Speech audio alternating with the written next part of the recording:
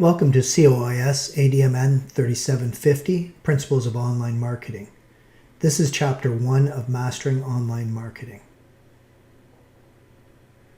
In this lecture, we're going to introduce some concepts and terms that we're going to use as a base for the rest of the semester. The first one is defining goals and KPIs. KPI stands for Key Performance Indicators. When we set goals in marketing, we want those goals to be very specific and very clear. They can't be vague, they have to be measurable, and we need to be able to use this information to perform actions. We can measure things like sales transactions, but there's all sorts of other things that are useful. We can measure requests for quotes, or how many people are looking for free product samples, or the number of times a software has been downloaded from the site. We can measure something else that a potential customer usually does before they buy our product. Depending on the business, there may be a whole bunch of different goals that we end up monitoring. It may be very difficult to sort of, at a glance, get a top-level overview of the current health of the business if you have more than 5 goals to track. So in order to solve that, you have to define key performance indicators.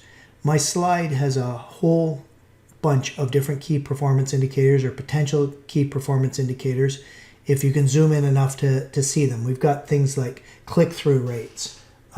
We've got things like traffic from organic search. We've got paid search results, those sorts of things. So there's a bunch of different potential KPIs that are shown here. This is called a periodic table of digital marketing metrics, and it's specifically from a marketing firm that's prepared that.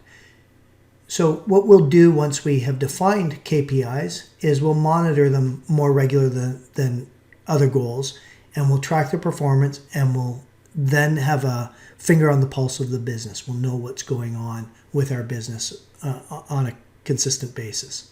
The idea of monitoring these KPIs is to get valuable insights into the business. So if we start seeing signals like the request for quotes decrease, but the average purchase cycle, we know it takes 8 weeks for someone to make a purchase after they've done a request for quote.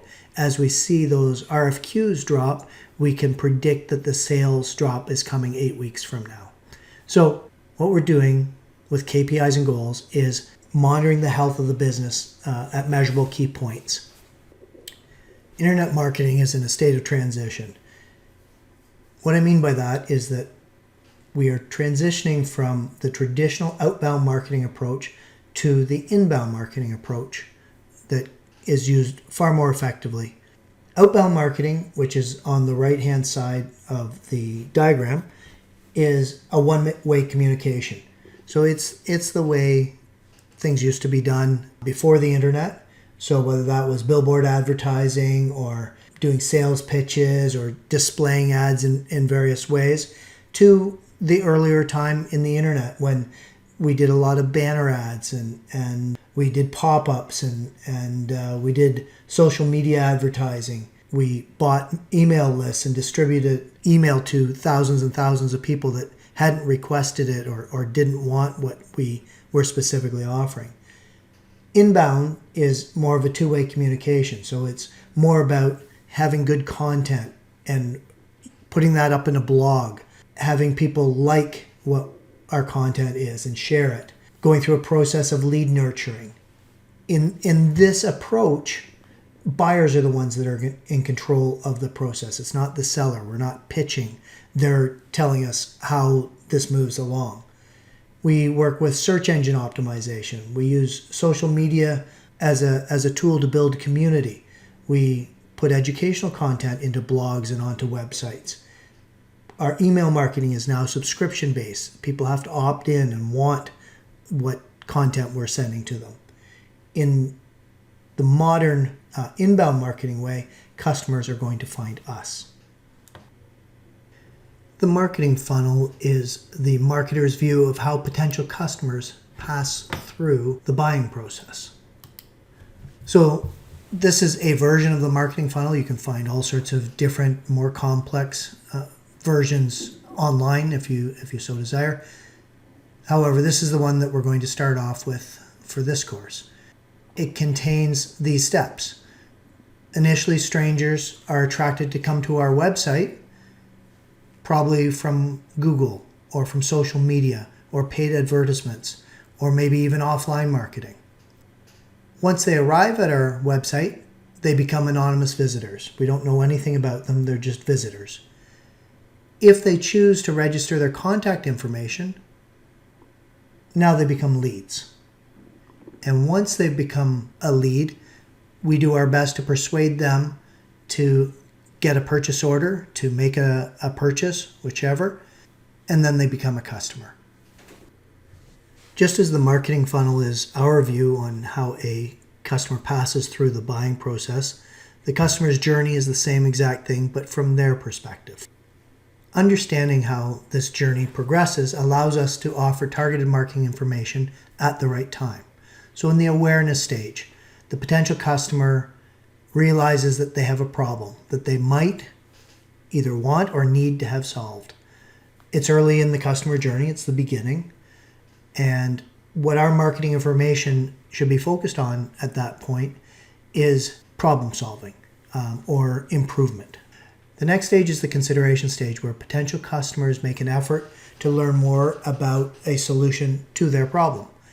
So this is the middle of the customer journey, and what they're looking for at that point is more solution-oriented and more detailed knowledge about the product that we have to offer. At the end of the customer journey is the decision stage.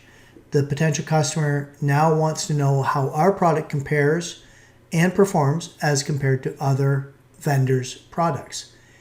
At this point, we can focus on providing product information, comparisons, focus on relationship building using things like webinars, consultations, and product demos.